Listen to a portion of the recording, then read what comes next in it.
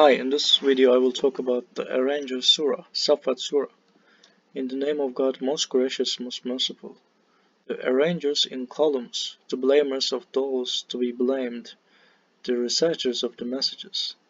Your God is only one, the Lord of the heavens and the earth, and everything between them, and Lord of the Easts.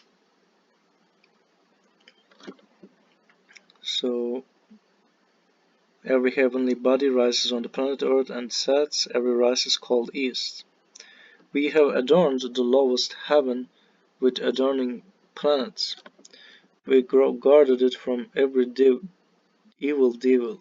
They cannot spy on the high society. They get bombarded from every side. They have been condemned. They have incurred an eternal retribution. If any of them ventures to charge the outer limits, he got struck with a fierce projectile. Ask them, are they more difficult to create or the other creations? We created them from wet mud. So while you are out, they mock. When reminded, they take no heed. So I think so. This might be about our attempts to go out of the sky. And in the Quran, we know that there is a verse that they can only go with the power, but it can be mean something else as well. When they see proof, they ridicule it. They say this is obviously magic. After we die and become dust and bones, do we get resurrected? Even our ancient ancestors say yes, you will be forcibly summoned. All it takes is one nudge, whereupon they looking. They will say, woe to us, this is the day of judgment. This is the day of decision that you used to disbelieve in. Summon the transgressors and their spouses and the idols they worshipped, beside God, and guide them to the path of hell. Stop them and ask them, why do you not help one another? They will be on that day totally submitting. So because they have to accept it, and it's actually referring to the transgressors and their collaboration or their help with each other. And at that time it says, why do you not help one another? They will come to each other questioning and blaming one another. They will say, you used to come us from the right side. They will respond, it is you who were not believers. We never had any power over you. It is one, you were wicked. We justly incurred our Lord's judgment, while now we have to suffer. We misled you only because we were astray. Thus together they will all partake of the retribution on that day. This is how we requite the guilty. When they were told, La ilaha illallah, there is no other God beside God, they turned arrogant. They said, shall we leave other gods for the sake of a crazy prophet? In fact, he has brought the truth and has confirmed the messengers. Most assuredly you will taste the most painful retribution. You are requited only for what you have done.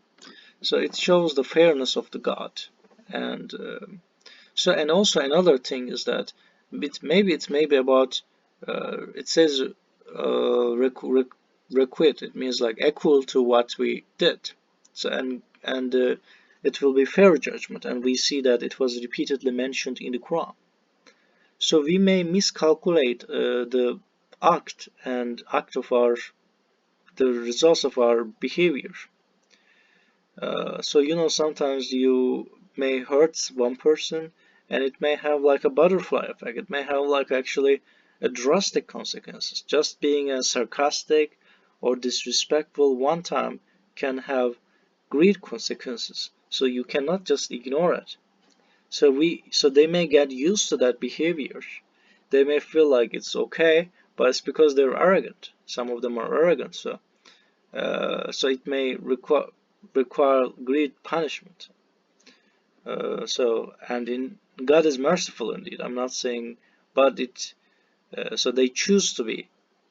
and choose to do it, and they're powerful, and actually we don't deserve the power we got, and God give us, and God can actually assess us based on our behavior, and God knows us better than we know ourselves. Only God's servants are absolutely devoted to Him alone. They have deserved provisions that are reserved specifically for them. All kinds of fruits. They will be honored in the gardens of bliss, on furnishings, close to one another. Cups of pure drinks will be offered to them, clear and delicious for the drinkers, never polluted and never exhausted. With them will be wonderful companions, protected like fragile eggs.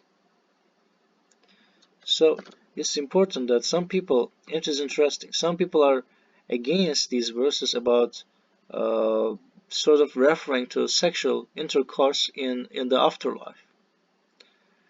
Okay, and in Quran we see that it wasn't mentioned like were as a as a sinful act, because sexual activity is not a sin if you do it with your spouse, right? So, but they see it that way because they are sinner of this. Maybe they're addicted to something, maybe they cannot control their impulses, and so they see this as a devil act of devil, but actually it is not.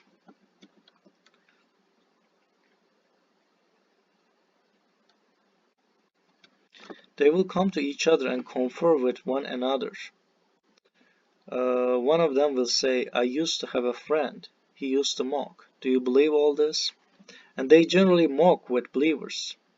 This is one of the defense mechanisms. After we die and turn into dust and bones, do we get called to account? He will say, just take a look. When he looks, he will see his friend in the heart of hell. And he say, by God, you almost ruined me. If it weren't for my God, Lord's blessing, I would have been with you now. Do you still believe that we die, only the first death, and we never receive any requital? Such is the greatest trump. This is what every worker should work for. Is this a better destiny, or the tree of bitterness? We have rendered it a punishment for the transgressors. It's a tree that grows in the heart of hell. Its flowers look like the devil's hats. They will eat from it until their bellies are filled up. Then they will top it with a hellish drink. Then they will return to hell. They found their parents astray, and they blindly followed in their footsteps. Most of the previous generations have strayed in the same manner. We have sent to them warners. Note the consequences for those who have been warned. Only God's servants who are absolutely to Him alone. Thus Noah called upon us, and we were their best responders. We saved him and his family from the great disaster. We made his companions the survivors, and we preserved his history for subsequent generations. Peace be upon Noah among the peoples. We thus reward the righteous. He is the one of our believing servants. We drowned all the others. So once they reach the level. So some people say that actually, like, why God allows so much pain? God doesn't allow.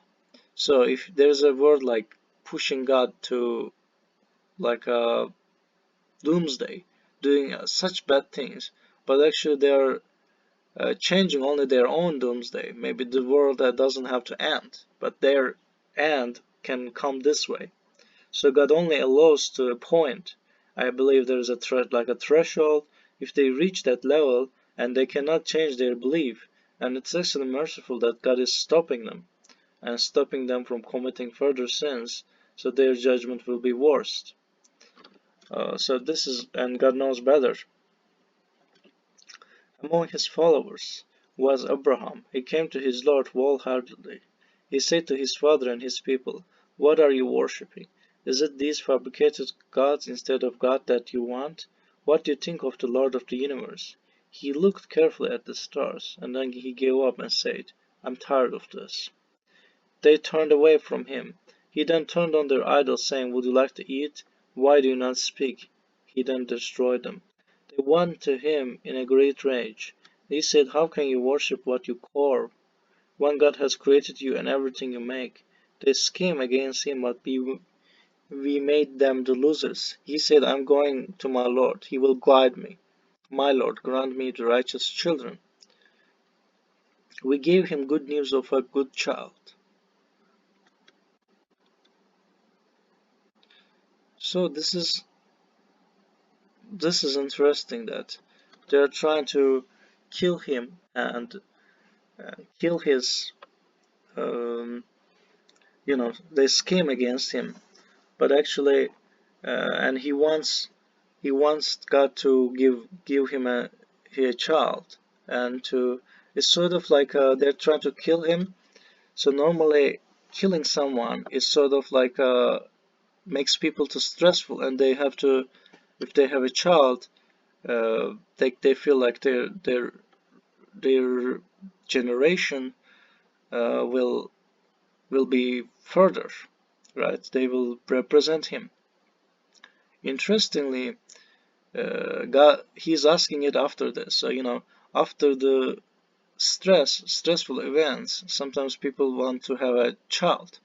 So that's why the connection of the story here is very interesting. So, and it feels like correct to you, like subconsciously, because our brain is not like only coding the textual events, but also instinctively assessing it, so that he is about to be killed, and then later we see the words like, "My Lord, grant me righteous children." We gave him good news of a good child. When he grew enough to work with him, he said, "My son, I see in a dream that I am sacrificing you. What do you think?" He said, "Oh, my father, do what you're commanded to do. You will find me, God willing, patient." They both submitted, and he put his forehead down. We called him, "O Abraham, you have believed the dream. We thus reward the righteous." That was an exacting test indeed. We ransomed by substituting an animal sacrifice, and we preserved his history for subsequent generations. Peace be upon Abraham. We thus reward the righteous. He is one of our believing servants.